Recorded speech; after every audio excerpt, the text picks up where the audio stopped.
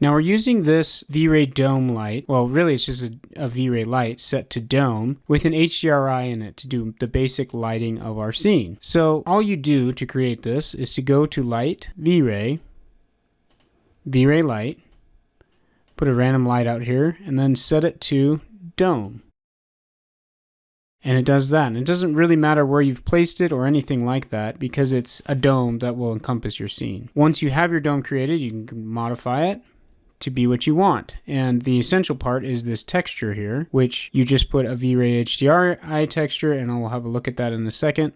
Multiplier is set to 1. Let's look at some of the other options here just to see what they are. Spherical, full dome, that's great. That means it has a ground and a sky. Effect alpha can be turned on and off so that when you render, it will either show as an alpha so you can replace the background, or it will not, depending on how you have that set. And you'll want it to, and then it has the settings of a basic light. So you can turn on invisible. If you wanted the light to emit light for your scene but not be shown as your background, you would make it invisible. Okay, but we want it basically just default, and all we need to do is replace this texture here so that it's actually using an image to emit light. And if you don't know what an HDRI light is, well, a dome light is just a light that encompasses your scene, but when it really starts to work is not as a solid color, but as a high definition range image, which has enough depth in it that it can actually provide light information for your scene. And I'll show you what that means.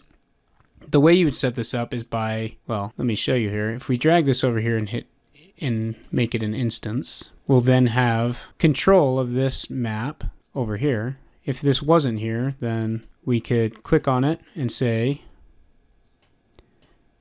go to V-Ray and say V-Ray HDRI. And then you'd select an HDRI for there, and then you just drag it an instant like I just did. So this actually wants to be instance here. So we need to make sure that this and this are linked, and now we can edit it here and it will have an effect on our light. So let's look at what I have there. I have this basic HDRI. So HDRIs, you can search for them on the internet. You can purchase them. This is a purchased one, so I can't provide it for you. It does not belong to me.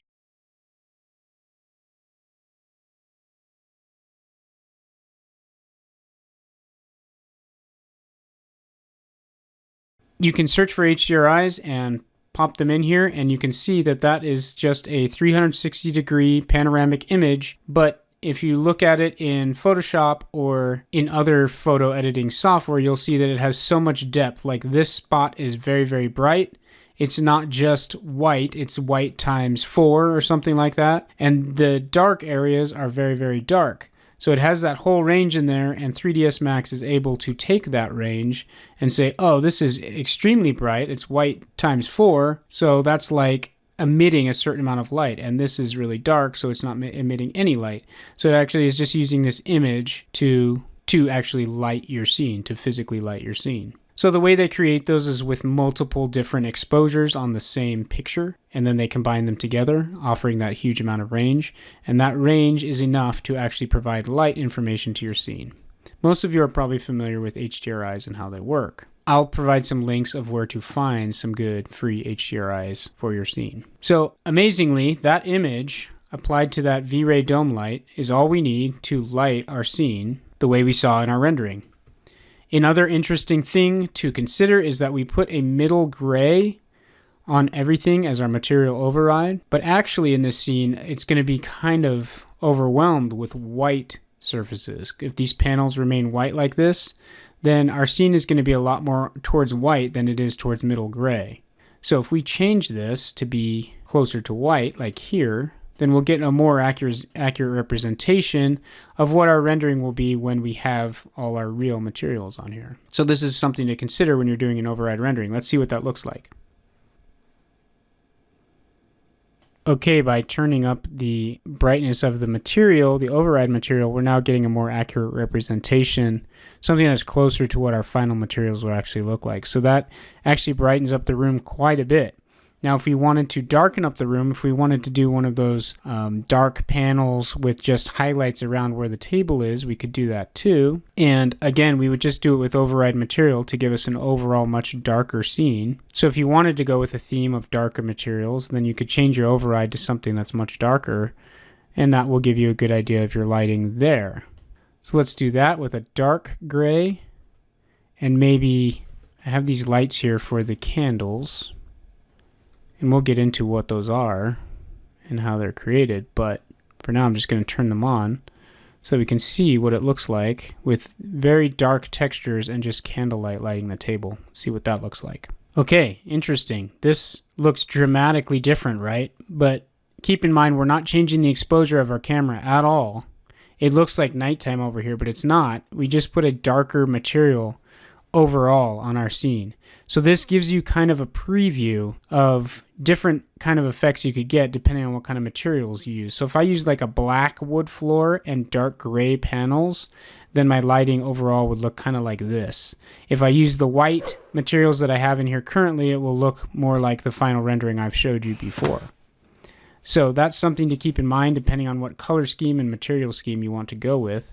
That will adjust, that will change your lighting quite a bit. So I know that this is going to be a light room, so I went with a light override material, and that gave me a more accurate representation. But amazingly, you can see that with just the simple light coming in from outside, and in this case, these little candle lights, how much changes you can make and how much lighting can go on, how much reality you can create with just some very simple lighting techniques. One thing I should mention as well before I go with the HDRI is some of the settings inside of the actual Vray HDRI map. Okay, so the light, the default light, or the dome light, we basically left at default settings, but in here is where you can make additional adjustments. So that image, the main things that you adjust in here are the overall multiplier, or at least the way I do it, and then the horizontal rotation. So when you're looking at this, consider that 0.0 right there. Okay, now when you're looking at the top of your scene, and your light is here,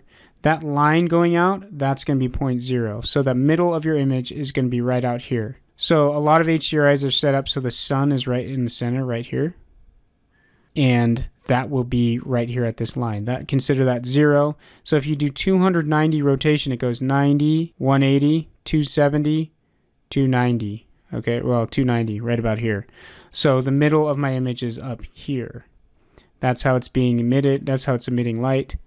In this one, I think the sun is off to the side a little bit. And so, or maybe it's because my image is rotated. Yeah, so it's actually coming, the middle part of the sky is coming at the same angle as this sun right there. So that's kind of perfect. You need to make sure you're on mapping type spherical. For almost all HDRIs I've seen, that's the mapping type that you want. And sometimes HDRIs come with their own instructions, but most people, when they construct them to be used with a spherical mapping type, which is great. It's like taking a spherical image on your phone, same thing, except with multiple exposures. Okay, so the horizontal rotation I showed you, the overall multiplier you just mess with. If it's at 1, it's like that.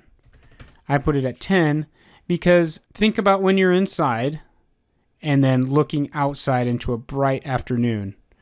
What happens? Your eyes, you start squinting because it's so much brighter outside than it is inside. So what you are doing is exaggerating the brightness of outside as compared to inside to make it really, really bright. And so you saw in the final image that the light coming from outside is kind of blowing out in that window bench area.